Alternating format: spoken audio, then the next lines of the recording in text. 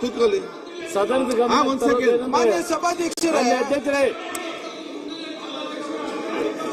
ಒಂದ್ ಸೆಕೆಂಡ್ ವಿಶ್ವನಾಥ್ ಕೊಡ್ತಾನೆ ಮಾಡೋದು ಮುಖ್ಯಮಂತ್ರಿ ಮಾತಾಡಿದ ಕೂತ್ಕೊಳ್ಳಿ. ಜನ ಕೂತ್ಕೊಳ್ಳಿ, ನಾ ಮಾಡ್ತೇವೆ. ಆಯ್ತಪ್ಪ ಮುಖ್ಯಮಂತ್ರಿ ಕೂತ್ಕೊಳ್ಳಿ. ಆಯ್ತು ಇಲ್ಲಿ ಒಂದ್ ಸೆಕೆಂಡ್ ಕೂತ್ಕೊಳ್ಳಿ. ಈಗ ಮಾನ್ಯ ಅಧ್ಯಕ್ಷರೇ, ಗ್ಯಾಸ್ ಬಗ್ಗೆ ಮಾತಾಡ್ತಾ ಇದ್ದಾರೆ. ಇದು ಶೂನ್ಯ ವೇಳೆಯಲ್ಲಿ ಪ್ರಸ್ತಾವ ಮಾಡಿರ್ತಕ್ಕಂಥದ್ದು. ಎಲ್ಲರೂ ಎದ್ದು ನಿಂತ್ಕೋಬೇಕಾದಂತ ಅಗತ್ಯ ಇಲ್ಲ. ಒಂದ್ ಸೆಕೆಂಡ್ ಮಾತಾಡಿ ಬಿಡಿಯಪ್ಪ. ಇಲ್ಲಿ ಎಲ್ಲರೂ ಬಂದು ಪ್ರಸ್ತಾಪ ಮಾಡಿರೋರು, ಅವರು ಉತ್ತರ ಕೊಡಬೇಕಾಗಿರೋರು ಫುಡ್ ಮಿನಿಸ್ಟ್ರು. ಈಗ ಇವತ್ತೇ ಮೀಟಿಂಗ್ ಮಾಡಿದ್ದಾರೆ.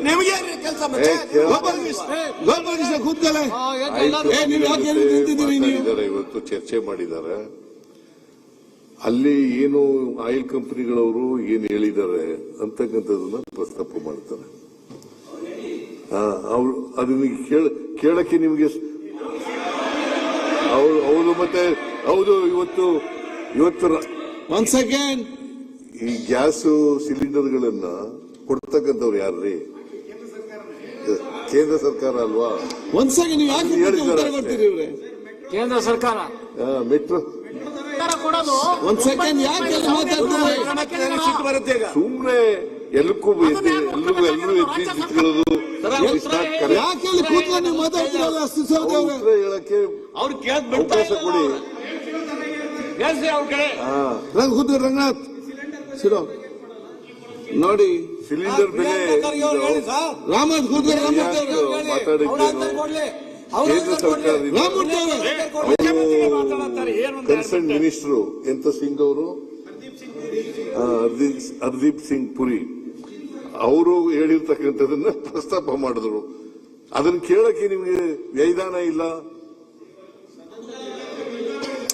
ಒಬ್ಬರು ಮಾತಾಡಿಯಪ್ಪ. ಯಾಕೆ ಇವೆಲ್ಲ ಪತ್ರಿಕೆಲೆಲ್ಲ ಬಂದಿದೆ, ಸದನದಲ್ಲಿ ಹೇಳಿದ್ರು. ಸರ್, ಜಗತ್ತಿಗೆ ಬಂದಂತ ಪರಿಸ್ಥಿತಿ ಕೇಂದ್ರ ಸರ್ಕಾರ ಕೇಂದ್ರ ಸರ್ಕಾರ ಗ್ಯಾಸ್ ಸಿಲಿಂಡರ್ ಸಪ್ಲೈ ಮಾಡೋರು ಯಾರ್ರಿ? ಗ್ಯಾಸ್ ಸಿಲಿಂಡರ್ ಸಪ್ಲೈ ಮಾಡೋರು ಯಾರು? ಗ್ಯಾಸ್ ಸಿಲಿಂಡರ್ ಸಪ್ಲೈ ಮಾಡೋರು ಯಾರು?